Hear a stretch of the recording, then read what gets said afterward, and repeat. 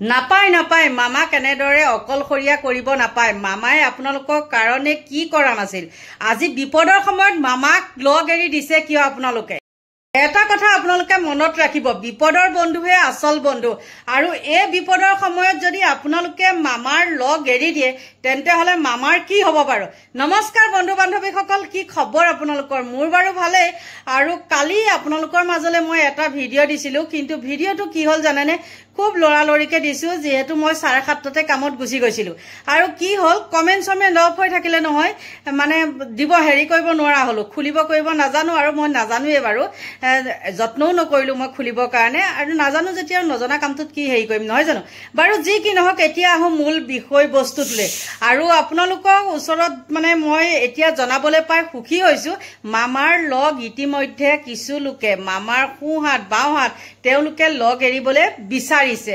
মানে কি হৈছে, তেওঁলোক নিজে নিজৰ দলতে অতিষ্ঠ হৈছে। আৰু অতিষ্ঠ হোৱা কাৰণটো কি, কোনো ফালৰ পৰাই মানে গৌৰৱ গগৈক কৰিব পৰা নাই, নোৱাৰি পেলাই, যিহেতু ইংলেণ্ড পাকিস্তান থান এইবিলাক যে কৈ আছে, সেইটো কাৰণে বহুতখিনি মানুহ নিজৰ দলৰ ভিতৰতে অতিষ্ঠ হৈছে।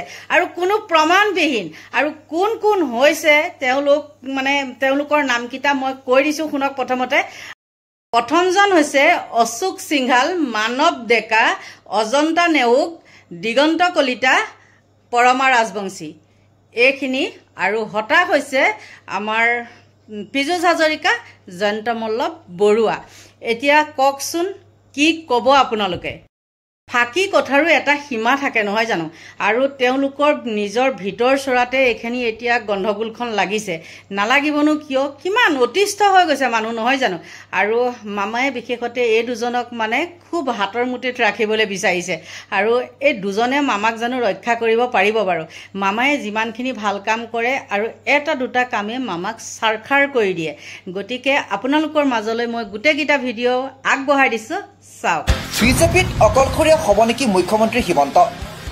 গৌৰৱ গগৈৰ উত্থানত থৰকাচুটি হেৰুৱাইছে মুখ্যমন্ত্ৰী হিমন্তই। ক্ষমতা হেৰুৱাৰ ভয়ত শংকিত মুখ্যমন্ত্ৰীৰ ঘনিষ্ঠ মন্ত্ৰী বিধায়ক। লুটিবাগৰ দিবলৈ সাজু মন্ত্ৰী অজন্তা নেওগ, অশোক সিংঘল। সুৰ সলনি হৈছে বিধায়ক দিগন্ত কলিতা, মানৱ ডেকাৰো। নিজকে অসমৰ সৰ্বশক্তিমান নেতা বুলি জাহিৰ কৰি অহা মুখ্যমন্ত্ৰী ডক্টৰ হিমন্ত বিশ্ব শৰ্মাৰ ৰাজনৈতিক ভৱিষ্যত অন্ধকাৰ হৈ পৰিব নেকি? সমাগত বিধানসভাৰ নিৰ্বাচনত অসমৰ ৰাইজে গৌৰৱ গগৈক মুখ্যমন্ত্ৰী হিচাপে পচন্দ কৰাটো এক প্ৰকাৰ খাটাং হৈ পৰাৰ পাছতে শংকিত হৈ পৰিছে মুখ্যমন্ত্ৰী হিমন্ত, যাৰ বাবে কথা আৰু কামৰ মাজত সামঞ্জস্য নোহোৱা হৈ পৰিছে মুখ্যমন্ত্ৰী হিমন্তৰ। সাংসদ গৌৰৱ গগৈৰ বিৰুদ্ধে বিভিন্ন অভিযোগ উত্থাপন কৰিও সফল হ'ব নোৱাৰা মুখ্যমন্ত্ৰী হিমন্তই এতিয়া নিজকে বচাবলৈ ইংলেণ্ড পাকিস্তানৰ ৰাজনীতি আৰম্ভ কৰিছে যদিও অসমৰ জনতাই সেয়া প্ৰত্যাখ্যান কৰিছে। মুখ্যমন্ত্ৰী হিমন্তই গৌৰৱ গগৈৰ বিৰুদ্ধে উত্থাপন কৰা কোনো এটা অভিযোগকে বিশ্বাস কৰা নাই অসমৰ জনতাই। আনকি বিজেপি আৰু RSSৰ শীৰ্ষ নেতৃত্বও এই ক্ষেত্ৰত মুখ্যমন্ত্ৰী হিমন্তক সমৰ্থন কৰাৰ বিপৰীতে মৌনতাহে অৱলম্বন কৰা দেখা পোৱা গৈছে। মন কৰিবলগীয়া যে অসমৰ সাংসদ গৌৰৱ গগৈ এতিয়া কংগ্ৰেছ দলৰ ৰাষ্ট্ৰীয় নেতা। লোকসভাত বিৰোধী দলৰ উপদলপতিৰ স্থান লাভ কৰিছে গৌৰৱ গগৈ। প্ৰধানমন্ত্ৰী মোদী আৰু গৃহমন্ত্ৰী অমিত শ্বাহৰ বিৰুদ্ধে সৰব ভূমিকা পালন কৰা বিৰোধী নেতাসকলৰ ভিতৰত অন্যতম নেতা হৈছে গৌৰৱ গগৈ। এনে এগৰাকী বিৰোধী নেতাৰ বিৰুদ্ধে কিন্তু বিজেপিৰ ৰাষ্ট্ৰীয় নেতৃত্বই পাকিস্তানী লিংক সন্দৰ্ভতো আনুষ্ঠানিকভাৱে কোনো অভিযোগ উত্থাপন কৰা পৰিলক্ষিত হোৱা নাই। আনহাতে মুখ্যমন্ত্ৰী হিমন্তই গৌৰৱ গগৈৰ বিৰুদ্ধে যি অভিযোগ কৰি আহিছে সেয়া তেওঁৰ ব্যক্তিগত আক্ৰোশ বুলিয়েই পৰিগণিত হৈছে, যাৰ বাবে বিজেপি আৰু RSSৰ নেতৃত্বই মুখ্যমন্ত্ৰী হিমন্তৰ অভিযোগক কোনো গুৰুত্ব দিয়া নাই।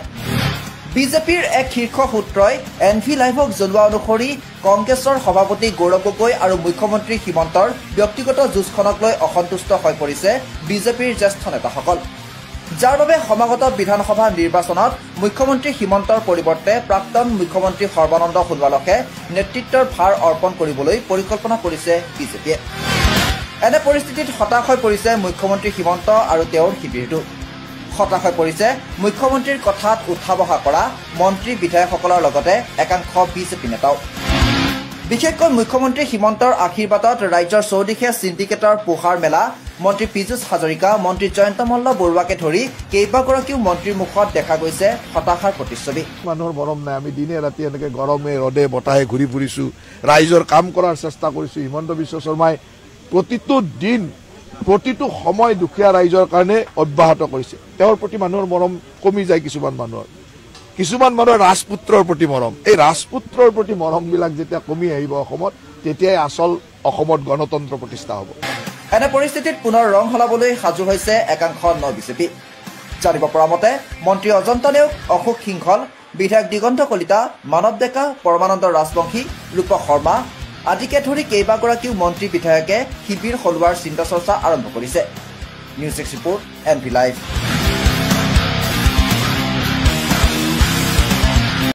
কংগ্ৰেছক চাফা কৰাৰ কথা কিমানে কৈ গ'ল জিতেন্দ্ৰ সিং, ভূপেন বৰা, ৰিপুণ বৰা, কিন্তু কংগ্ৰেছটো চাফা কেনেকৈ হ'ব?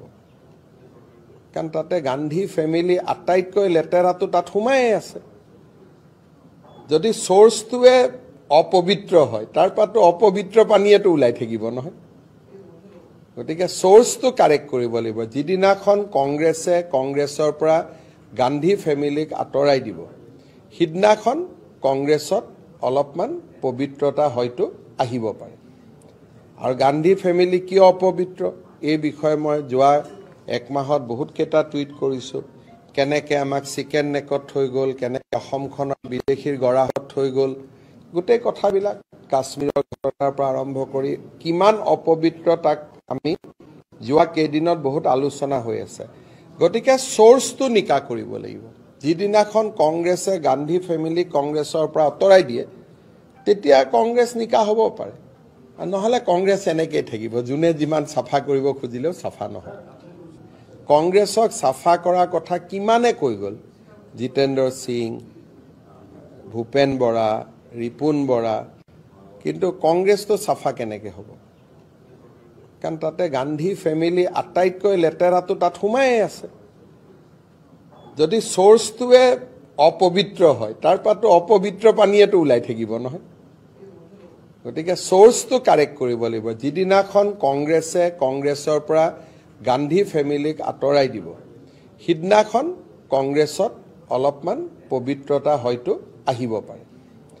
আৰু গান্ধী ফেমিলি কিয় অপবিত্ৰ এই বিষয়ে মই যোৱা এক মাহত বহুতকেইটা টুইট কৰিছোঁ। কেনেকৈ আমাক চিকেন নেকত থৈ গ'ল, কেনেকৈ অসমখনৰ বিদেশীৰ গৰাহত থৈ গ'ল, গোটেই কথাবিলাক কাশ্মীৰৰ ঘটনাৰ পৰা আৰম্ভ কৰি কিমান অপবিত্ৰ তাক আমি যোৱা কেইদিনত বহুত আলোচনা হৈ আছে। গতিকে চ'ৰ্চটো নিকা কৰিব লাগিব। যিদিনাখন কংগ্ৰেছে গান্ধী ফেমিলি কংগ্ৰেছৰ পৰা আঁতৰাই দিয়ে, তেতিয়া কংগ্ৰেছ নিকা হ'ব পাৰে। নহ'লে কংগ্ৰেছ এনেকৈ থাকিব, যোনে যিমান চাফা কৰিব খুজিলেও চাফা নহয়।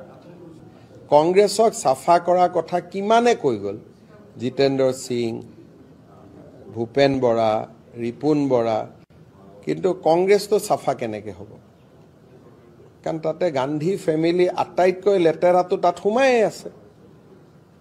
যদি চ'ৰ্চটোৱে অপবিত্ৰ হয়, তাৰ পৰাতো অপবিত্ৰ পানীয়েতো ওলাই থাকিব নহয়। গতিকে চ'ৰ্চটো কাৰেক্ট কৰিব লাগিব। যিদিনাখন কংগ্ৰেছৰ পৰা গান্ধী ফেমিলিক আঁতৰাই দিব, সিদিনাখন কংগ্ৰেছত অলপমান পবিত্ৰতা হয়তো আহিব পাৰে। আৰু গান্ধী ফেমিলি কিয় অপবিত্ৰ এই বিষয়ে মই যোৱা এক মাহত বহুতকেইটা টুইট কৰিছোঁ।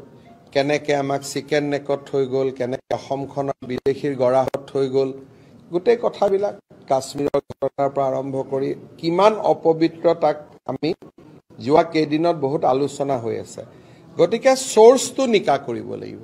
যিদিনাখন কংগ্ৰেছে গান্ধী ফেমিলি কংগ্ৰেছৰ পৰা আঁতৰাই দিয়ে, তেতিয়া কংগ্ৰেছ নিকা হ'ব পাৰে।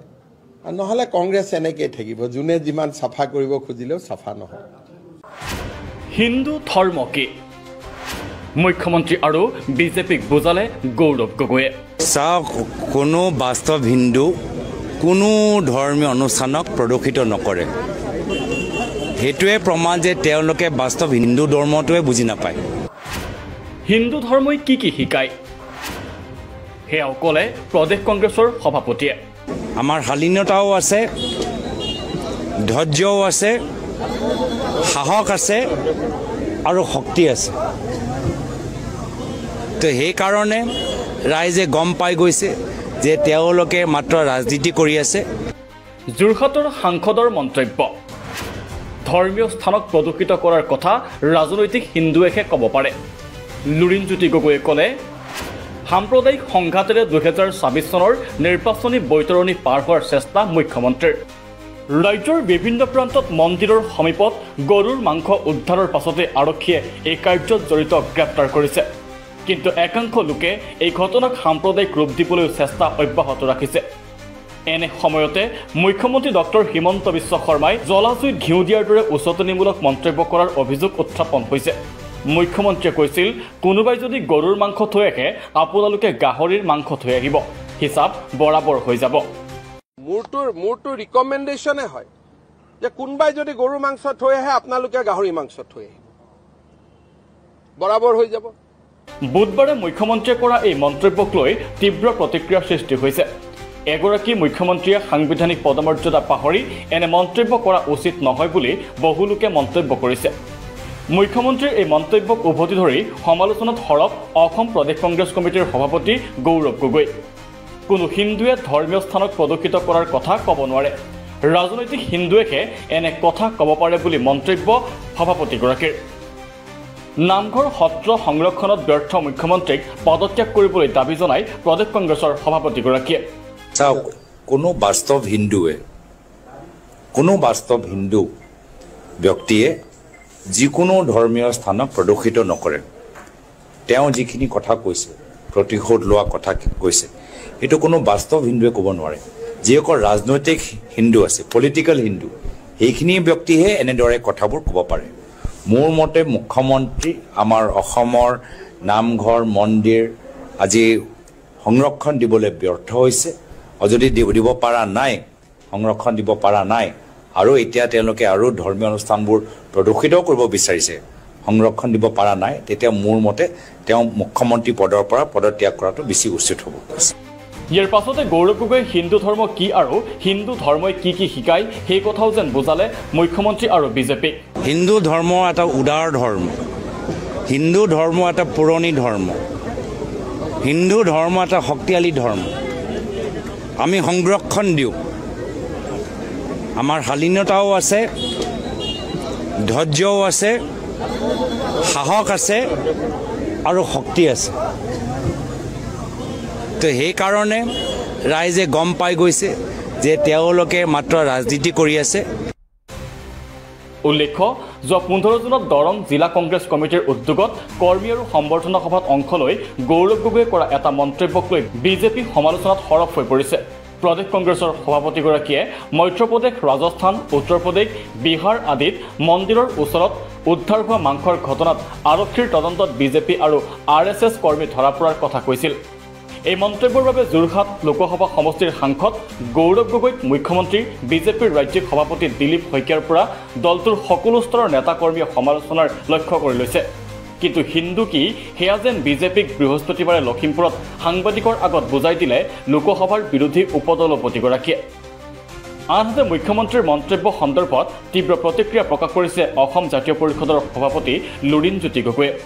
গোমাংস উদ্ধাৰ হোৱা ঘটনাত জড়িতক গ্ৰেপ্তাৰ কৰিব লাগে বুলি পোষকতা কৰি তেওঁ কয়, এনে দুষ্কৃতিকাৰীক গ্ৰেপ্তাৰ নকৰি মুখ্যমন্ত্ৰীয়ে উচতনি দিছে, যাতে সাম্প্ৰদায়িক সংঘাত সৃষ্টি কৰি 2024 চনৰ নিৰ্বাচনী বৈতৰণি পাৰ হ'ব পাৰে।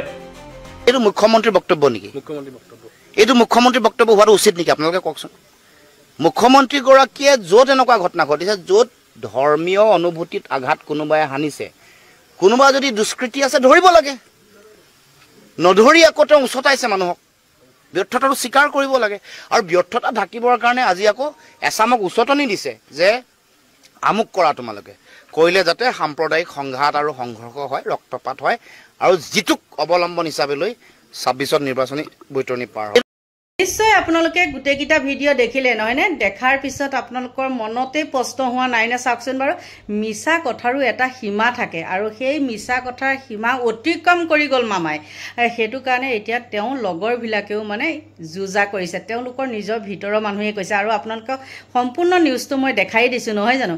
গতিকে সেইখিনিতে আপোনালোকৰ পৰা লৈছোঁ বিদায়। Bye bye.